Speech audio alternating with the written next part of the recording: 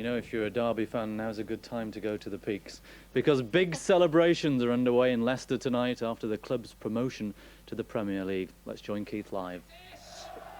Mike, once again, it's absolutely deafening here. I can't hear a word you're saying, to be honest, but we are here in Victoria Park because, of course, yesterday, Leicester City, at the third time of asking, their third trip to Wembley, won promotion to the Premiership, and behind me, well, how many are there? 12, 15, 20, 25,000, who knows?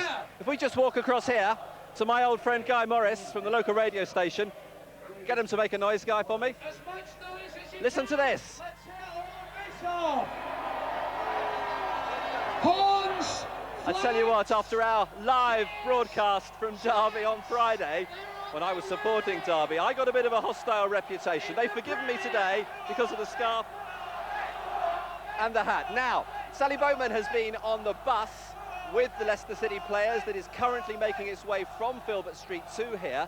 Let's have a look at some of the pictures, if we can, of the scenes that have greeted the players as they got on the bus earlier today. Now, this was, what, about half an hour, 40 minutes or so ago. The players should have been here by now, but as you can see from those pictures, an absolutely unbelievable turnout from the Leicester fans. Not just making a noise here in Victoria Park, but Steve Walsh and some of the players being mobbed just as they tried to get on the coach, an open-top bus, to bring them here to Victoria Park. Now, we're hoping that they'll be here by the time we go off air. If they're not, then we'll stay here and bring you some of the pictures in our late news bulletin later on tonight. But for now, let's have a look just back 24 hours or so ago and remember the scenes at Wembley as Leicester City at last made it to the Premiership.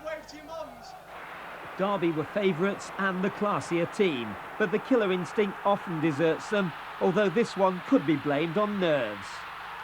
Tommy Johnson had no idea how costly that miss would be, and it didn't seem to matter much when he fired Derby ahead.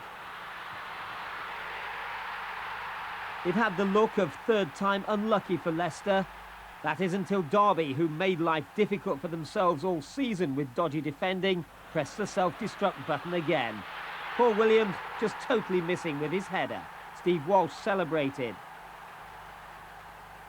But it was Derby who still looked most likely to win that Premiership place. John Harkes, though, shunned his chance of glory in the second half.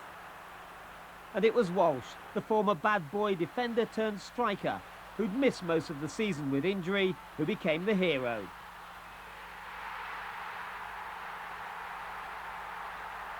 So skipper Simon Grayson became the first Leicester captain to pick up a winner's trophy at Wembley in the club's 7th appearance at the Twin Towers.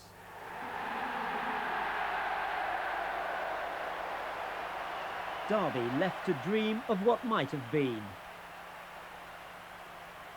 Let's enjoy ourselves. So as much noise so he can't get past us on the telly. Well, I can just about hear you. I feel a bit like David Coleman here. I seem to remember how he used to stick his finger in his ear in the old Spinning Image sketches. Now then, this is Victoria Park, and they are going crazy. 25,000 of them or so, that's what the police reckon. There are thousands more lining the route. Now, we were hoping that the players would come off the bus, come straight here and be ready to talk to you immediately. But when you look around at the scenes here, and indeed at the scenes that have been lining the route, then you can understand why the fans, the players, have not been able to get through the fans to get here. The man over there might just tell me how long it's going to be. This is Mick Bird, who's been organising from the City Council. How long, Mick, before they get here? They're on Victoria Park Road now. Right. So they'll be, we ought to see them soon coming along opposite here, and probably 5 minutes. The problem we've got is there's so many people that the bus can't get a bit of a move on. But we're doing it as best we can. Okay, Mick, I know you're doing your best. Thanks very much indeed. Let me tell you, by the way, if you're a Leicester City fan, you're in the Premiership next season. The odds against you winning the Premiership next year are 100 to 1. And I might just have a flutter on that, given my allegiance now is back with Leicester after Friday's slight aberration with Derby, though I reckon they'll be up next year. And talking of Derby, Lionel Pickering, the man who's pumped so much money, £12 million and more into Derby County, has said today that Roy McFarland, the manager's job, is not in any danger. Roy McFarland will stay on as manager, if he wants to, of course, and I'm quite sure Roy will, a former player of Derby County. There's no doubt about that at all. We're hoping that the coach will get here sooner rather than later. If it does before the end of the programme, we'll be back. If not, stay with us after news at 10, because we will have the pictures from this party in Victoria Park. Just love his hat, don't you? Now, they're warm and